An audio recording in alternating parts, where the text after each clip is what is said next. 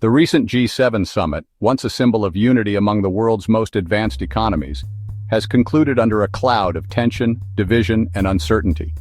What was supposed to be a gathering of consensus and global leadership has instead exposed sharp fractures between allies. At the heart of the discord, the United States' rejection of new trade deals and an increasingly assertive global strategy aimed at isolating China. But beneath the headlines lies something far deeper: a restructuring of global economics, diplomacy, and power. For decades, the G7 represented the command center of Western capitalism.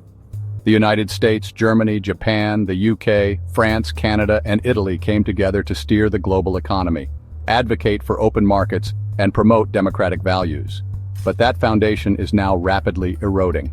At the 2025 summit held in Canada, President Donald Trump made it abundantly clear: the U.S. is not interested in any new multilateral trade arrangements. Washington is done negotiating with allies on terms it sees as outdated, imbalanced, or disadvantageous. Trump's position wasn't subtle. His administration not only refused to sign on to any proposed trade initiatives, but he also doubled down on existing tariffs, keeping in place broad 10% import duties across a wide array of goods, including steel, electronics, and automobiles. Even close allies like Canada, Germany, and Japan have seen their exports affected. As one senior EU official remarked after the summit, "It's not just America first anymore, it's America alone." This move has sent shockwaves through financial markets and diplomatic circles. Historically, when the US leads, others follow. But this time, the leadership void is not being filled, it's being exploited. The absence of a final communiqué from the summit, a standard practice signaling unity and shared policy direction, speaks volumes. It was the first time in years the G7 couldn't agree on a common document. Instead, countries are now quietly forging their own regional trade pacts, hedging their bets, and in some cases looking beyond Washington for leadership. China, though not a member of the G7, loomed large over the entire summit.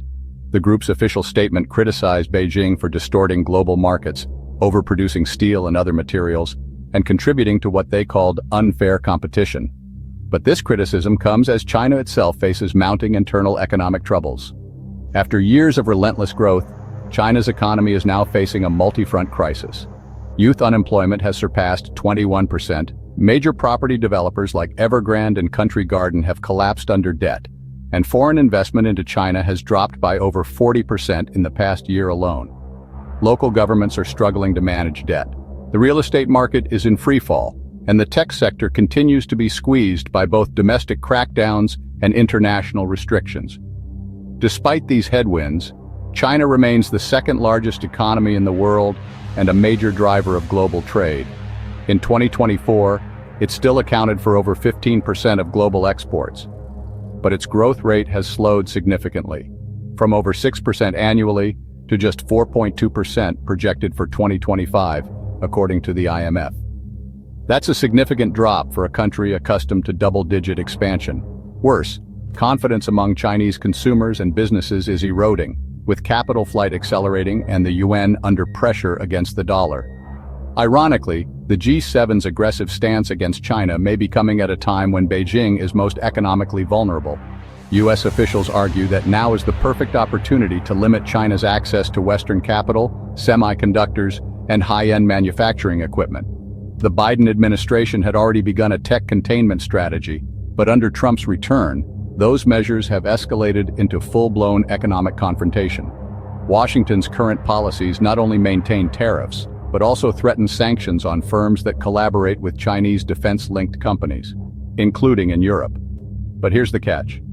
While the US wants its allies to align with this hard stance, many of them rely heavily on Chinese trade. Germany, for example, exports over $100 billion annually to China. Japan depends on China for rare earth minerals.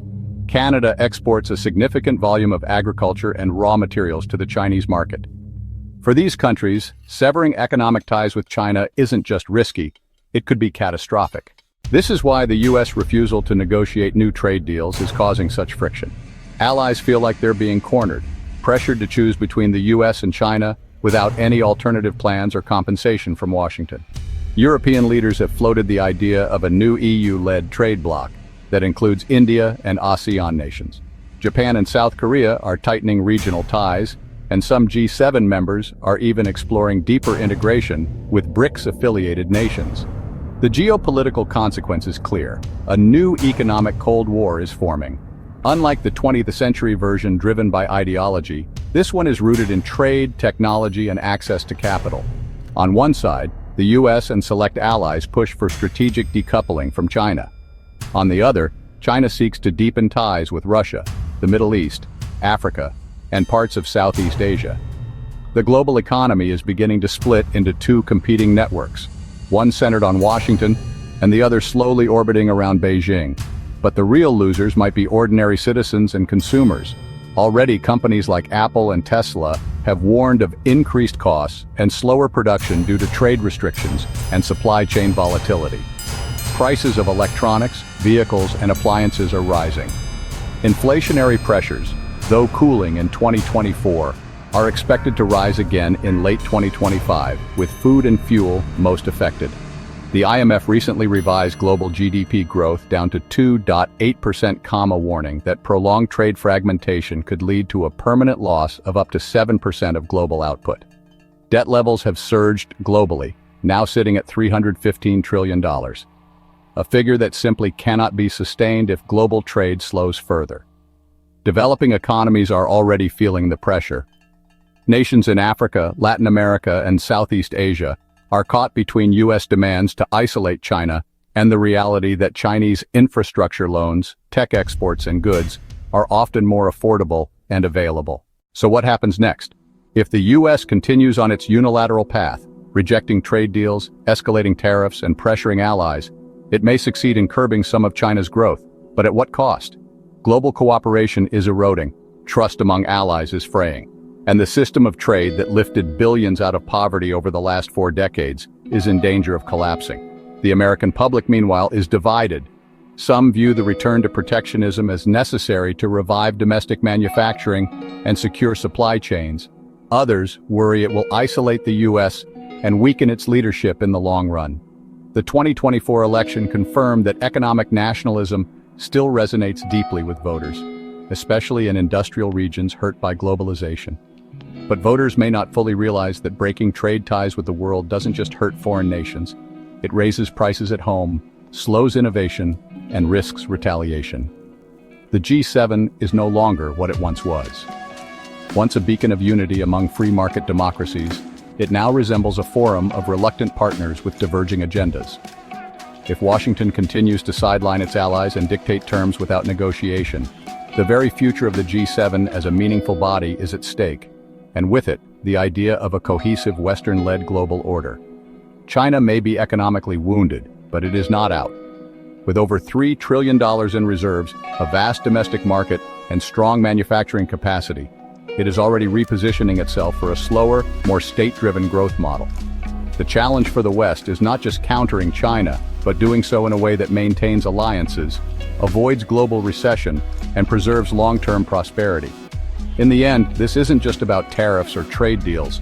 It's about the collapse of the post-World War II economic consensus. The frameworks that govern the global economy, from the World Trade Organization to the G7, are losing relevance. What replaces them remains uncertain. But one thing is clear: the old world is ending, and a new one is beginning. The question is whether we are